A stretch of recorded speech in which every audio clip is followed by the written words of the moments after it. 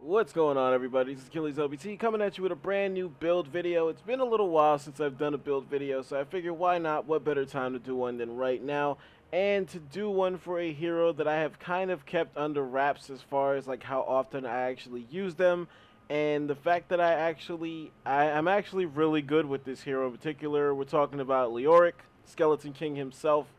And this video will basically, this build, more importantly, will focus on the tanking aspect of this hero. I know there's a lot of people who see Leoric as more of a specialist than a warrior, or see him as a bruiser more than a tank.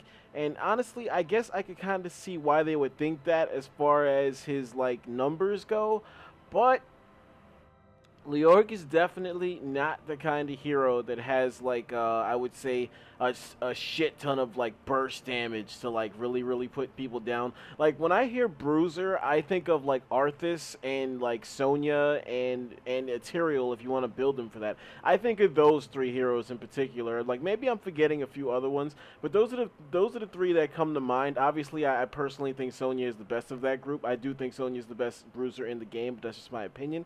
But I think of heroes who actually have ways to have burst, and Leoric, to get back on track, is definitely not one of those heroes. He's definitely somebody that he will fill the stat sheet up, but there are reasons for that, and that really goes more along towards how the players use the hero as opposed to like his base traits, his base traits, his base stats, his base abilities, and stuff like that. So without further ado, the idea behind this build will be healing and sustain. Like Leoric is definitely not a conventional tank that can just stand in the middle of a fray, have an entire enemy team focus him down, and he'll be okay. Like, he's not a Johanna in that sense, or a Muradin, who can just, like, sit there and take these shots and then try to get away afterwards. No. Leoric can be focused down if the enemy team decides to go that route, especially if he's not careful with the way he plays. So, with that in mind, there is one other way that he makes up for it, which is precisely what's going to be covered in this build, and that he has crazy amounts of healing and sustain on his build. So, just gonna briefly go over his base abilities first, as I typically do. His Q ability is skeletal swing. Skeletal swing. Excuse me. You deal damage and slow enemies in a cone in front of you. You swing in front of you and deal 100 damage and slow enemies by 40% for 2.5 seconds. And it deals double damage to non-heroes and non-structures. If you recall, that used to be extremely OP when Leoric first came out, and that was part of the reason people were doing that backdoor build where they would just sit at forts and just keep dying over and over again. At level 16, they would use Consume Vitality and just keep swinging away at forts and wearing them down. But thankfully, like, they didn't wait too long to patch that, so it's not as crazy as it used to be. You still get the extra damage on non-heroics, but it's not in any way like on a level where it's unfair. So, moving on to his W ability is gonna be Drain Hope. You drain health from an enemy hero who is close to them. You grab an enemy hero's soul, dealing up to 25% of their maximum health as damage and healing you for up to 25% of your maximum health while you are nearby. Over 4 seconds. You are slowed by 20% while this is active. So, that slow at the end of the ability is basically hero, like, their way of making this ability fair. So you can't just, like, leech health off of targets without some type of drawback. However, I'm just going to flat out say it. The 20% slow is really not that noticeable to begin with, and with this build, it'll be completely wiped out at a certain level. I believe it's level 13, but you can still get a healthy amount of time with this ability leached onto a character before they can break free. And if you don't, like, I say that not because of the way I play, but I've been on the receiving end of it before, like in the early game, and I felt like I've been outside of the radius of this thing after it's gotten a hold of me. And when I disengage, I feel like I'm disengaging fast enough, but it still gets a healthy amount of health off of me. So this is a very, very, very good ability if you can land it. This is a skill shot, so this is something that you have to land. There's no free targeting on this, so you have to be accurate. Moving on to his E ability, this will be Leoric's one straight up defensive ability, his Wraith Walk. You separate from your body and you move unhindered. You separate from your body, becoming unstoppable and gaining movement speed, accelerating up to 50% over 2.5 seconds. When Wraith Walk ends or is canceled, your body jumps to your Wraith. So the biggest thing to remember with this build, because not with this ability, excuse me, because you can use this ability for offensive purposes to chase people down, or you could use it for defensive purposes, which is what I prefer to do, to escape situations. But not only escape situations, but in specific matchups with other heroes. Like the Butcher is the biggest one that comes to mind.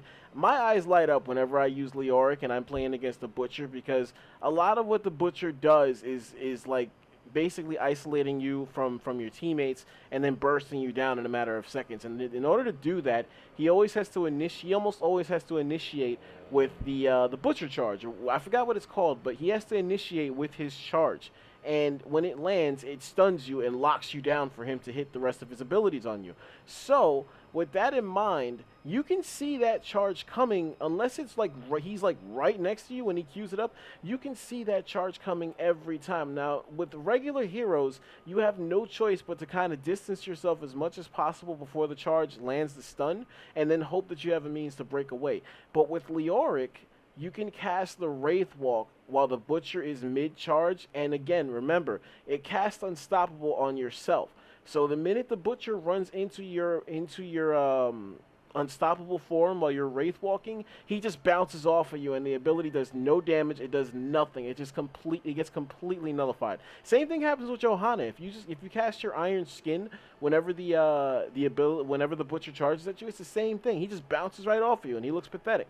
So it's something that I use to full advantage whenever I see like a Butcher, and it's like I guess a little bit of a pro tip to just pass on to anybody watching this video. If you didn't think to use the ability for that reason, that's anytime you come across a Butcher, save your Wraith Walks for when he charges at you. If he's in the same lane as you, every time he charges at you, you just Wraith Walk, wait for him to bounce off of you, hit him with the slow, and then leech his health away.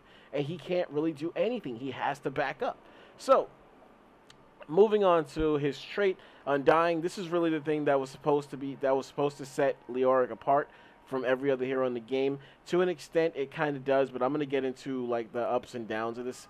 Basically, Undying, you become a ghost when you die and resurrect them upon reaching your full health. Your abilities and talents don't do damage while dead, but will still heal you for 50% of their normal amount, causing you to cheat death. Basically, you can shorten Leoric's respawn timer. He's the only hero in the game that can shorten his own respawn timer. I apologize for the fire sirens in the background. I'm going to mute my mic for 1 second. Okay. Well, of course it has to hit one more horn. Or 3 more. So, yeah, getting back on track. So, basically, the idea behind Undying was supposed to give Leoric a means to basically be like a ward for his team. Like, he can go anywhere he wants, and he can get vision on the enemy team wherever they're going. Or in situations where, like if you're respawn, like early game, I think Undying is at its best in the early game because the respawn timer is so low that even if you kill Leoric, he comes back almost immediately. So it's like you didn't really kill anything at all. So it's like really like if you think of like the Dragonshire, there's been a number of times early game where I was able to keep control on a shrine by myself just because it was the early game. Like I wore down the enemy hero to like basically 1 or 2 more hits. They still killed me, but because the respawn timer was so low, I was able to respawn back in like 5 seconds, 6 seconds tops, and I'd have full health and they'd still be low from the first fight that we had, and I'd be able to take the shrine because of it. So the bad aspect of this, what's the downside of Undying? The downside is really on the Leoric users, the players, who don't ever feel the need to recall back to base because they can just Wraith Walk around and stuff like that. But some players have a very bad habit of thinking that Undying means they're invincible. Like they can just keep dying over and over again and there'll be no harm, no foul. And they end up contributing a lot of experience to the enemy team, which is why Leoric often has a bad rap as a feeder. Like there's a lot of people that see Leoric as a feeder, and when he tends to pile up his deaths, people are like, oh, there goes Leoric feeding like he always does, which is really more on the players, not so much on the hero. Moving on to his heroics. His first heroic is Entomb. You wall in an area, you create an unpathable tomb in front of you for 4 seconds. Now, I'm just going to flat out say that this is definitely the way we're going with this build. I think Entomb might be one of Leoric's best assets besides Drain Hope. It doesn't do any damage. Sure, you don't really cast any damage when you have somebody entombed, but your ability to isolate heroes every 50 seconds after level 10 becomes monstrous, especially if you save your basic abilities for after this. Because if you wall somebody in, then you hit them with the slow, and then you drain hope and start auto-attacking, that's a lot of damage you're putting on a hero in a situation where they can't go anywhere. They can absolutely go nowhere. And really the only hero in the game that has a surefire way to deal with Entomb is Illidan, because he can just use his Q ability to jump right over Leoric and then dash away. He's the only one. Sure, you can say like, oh, a Falstad can fly away, or Sylvanas can use her banshees to get out. Yes, that is true. But Illidan, there are no downsides. He can just do that whenever he wants. Like, his cooldowns are so favorable that I would strongly suggest never using Entomb on Illidan. Give me 1 second and I will edit this out. Okay, I apologize for that. So, again, Leoric's ability to isolate heroes every 50 seconds past level 10, especially if you're on point with your walls. If you're on point with your accuracy with this thing, it becomes devastating to deal with if you're the enemy team.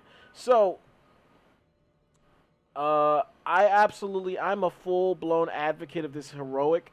I think, me personally, I really, really think this is the way that everybody should be going if they want to run an effective Leoric. And when I get into March of the Black King, I will kind of elaborate on why.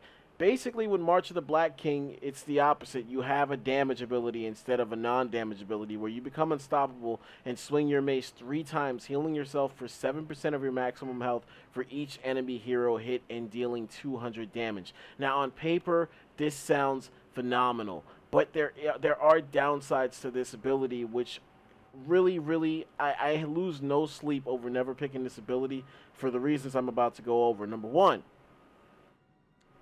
you only have control over your first swing. Like, wherever you point, that's where Leoric goes for all 3 swings. And as an enemy hero, after their first swing, it is extremely easy to just get out of the way of the other 2 swings. The only way you will actually land all 3 swings on heroes to get your health back is if the enemy heroes are already slowed, they are rooted, they are stunned, or they are just flat out stupid and are not paying attention. Other than that, more often than not, you will land 1, maybe 2 swings at best, and like basically just keep moving forward. A lot of the times you see people use this out of desperation because they're low health, and they just go in whatever direction the first hero is at when they're already focused down. Like, there's already other heroes in position, and they essentially walk further inward towards a bad situation and still end up dying. So that's just one aspect of it. The second aspect of it is the cooldown time is 30 seconds longer than Entomb. It is an 80-second cooldown on this. So when you factor in that there's a lot of luck that goes behind this ability as far as landing all 3 swings, it is very, very situational. You have to be very, very cautious with when you use this ability. Unless you're in a real big clusterfuck or a clump, or for whatever reason everybody's isolated in an area where you can actually get off all 3 swings on something, because it is handy that you become unstoppable. Yes, that is always handy. But again, the fact remains that you have no control over where Leoric is going past the first swing. Whichever way you point him the first swing, that's where swing number 2 and 3 are going, and the ability is not interruptible even by you as the player. So wherever he ends up 3 steps later, that's where you're stuck. Whether you've landed the ability or not, you're stuck there. So that's just something to keep in mind. Moving along to the build now, because I feel like I spent a lot of time going over his abilities. At level 1, there are a range of options. Now, I mentioned this in the Johanna build video, and just in case anybody has never seen that video, I'm going to go over it one more time. But a lot of people have a very, very false thought process that when you build a tank, when you try to go for a tank build, that immediately at level 1 you need to go for block. And block, just to go over it, periodically reduces the damage received from hero basic attacks by 50%. And it stores up to 2 charges. Now, I will say that the ability has gotten better since they upgraded it to only be affected by hero basic attacks. But at the end of the day, it's still basic attacks, not ability attacks, basic attacks. And when heroes come after you, they're hitting you with abilities. They're not hitting you with auto attacks unless they're an auto attack hero. But that's different. Like, so how many auto attack heroes are really in the game? Not many that are fully centered around, you know, auto attacks. So again, there's a very, very, very bad thought process out there that when you go for a tank, you need to go for block. And a lot of people don't understand that the real magic at work behind tanking is your health pool, maintaining your health, maintaining a high amount of health, and having a good amount of healing, and being able to get your health back to a viable situation that you can just jump right back into another fight. So with that being, and another one I see people using whenever they use Leoric is Hopelessness, which increases Drain Hope range. I will tell you straight up, the range on this ability is insane, but it is not necessary. It is not needed. If you're going to properly use Drain Hope, and you'll see this in the second part of the video, but if you're going to properly use Drain Hope, you should always 100% of the time try to hit the target with your skeletal swing first to get them slowed down, and makes them easier to not only hit with the Drain Hope, but then they're slowed down so you have more time to actually mooch some health, like leech some health off of them. So that's just 2 benefits to hitting them with the skeletal swing before you go for the Drain Hope. So this is absolutely not necessary. Do not go with this if you're going for a tank build. So at level 1, you will be going Reanimation, which is basically Leoric's version of Regen Master. Every regeneration globe gathered increases your health regeneration by 1.5 per second, even during Undying. So again, basically it lowers your respawn timer as well. You also gain the ability to gather regeneration globes while Undying, which is very handy, that you can still collect globes while you're dead. This essentially makes Leoric the best hero in the game at getting regen stacks. Not just because of this, but because Skeletal Swing, if you remember, does double damage to non-heroics. And with this build, by the time you hit level 7, you're going to be able to take out entire waves pretty much with one swing, especially if you aim for the with the wizard minions first that have the regen globes. So that's just something to keep in mind, and you definitely need to stay on top of this as much as possible, because Leoric has a lot of downtime in between fights, and if his regen is on point, his entire build is on point. He becomes a monster to deal with as far as like soaking damage and things of that nature. So moving along to level 4, I do see a lot of players taking Hardened Bones, which you do take less damage during Wraith Walks. I do think that this is a very good ability, but again, I think that this is not something that you should be I don't think you should be building into the Wraith Walk, because then you'll be inclined to use your Wraith Walk more often. And me personally, I do not think that the Wraith Walk is something you should be putting a lot of time into as far as usage. You should be using your Skeletal Swing as much as possible. You should be using your Drain Hope as much as possible. Your Wraith Walk has to be like your last resort, in my opinion. Especially, well, if you're using him for defensive purposes, if you're going for a tank build, you need to save your Wraith Walks for escapability and getting away from situations. You do not need to be using this to chase down kills. That is absolutely not what you need to do with Leoric. So Fealty Unto Death is another one that is a very good ability on paper. When a nearby minion dies, you gain 1% of your maximum health and 5 mana, even while undying. So basically, every time a minion dies, you're getting some form of your health back, which is good. There's nothing wrong with it, but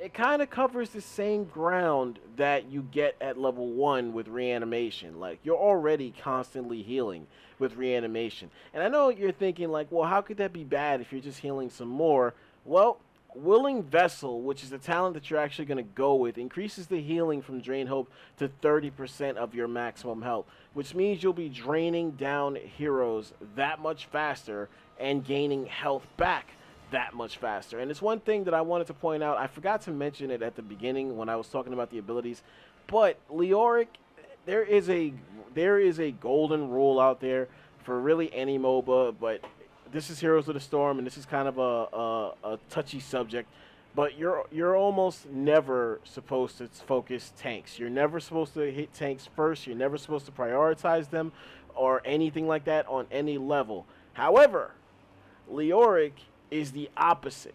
Leoric is the one hero in the game that is built to negate damn near any tank in the game, and it's all because of draining hope. Draining Hope was built specifically to negate tanks because tanks have the highest health pools of any heroes in the game, and along with the highest health pools, they have the least amount of options to escape. They have the least amount of options to disengage outside of just right-clicking away, like to move away. They're not everybody's a Muradin that can just jump away from everything. Like, tanks are not built to run away. So that's something that Leoric absolutely preys on. If you hit a tank with your slow and hit them with Draining Hope, you are very, very hard to kill as Leoric, and Willing Vessel just makes it that much harder to deal with you, especially if the enemy tank doesn't have any support to like get you to walk away, and or if you do have backline support to keep you like walking towards the tank that you're leeching health off of. So that's just something to keep in mind. Willing Vessel is definitely something that helps you bleed down tanks and gets them to disengage a lot faster than they plan to. Again, the rule of thumb is never to prioritize tanks or focus tanks, but with Leoric, this is the exact opposite. You absolutely want to go for the tank first, cast the slow, hit them with your W ability, and watch them run away. It takes them completely out of the fight.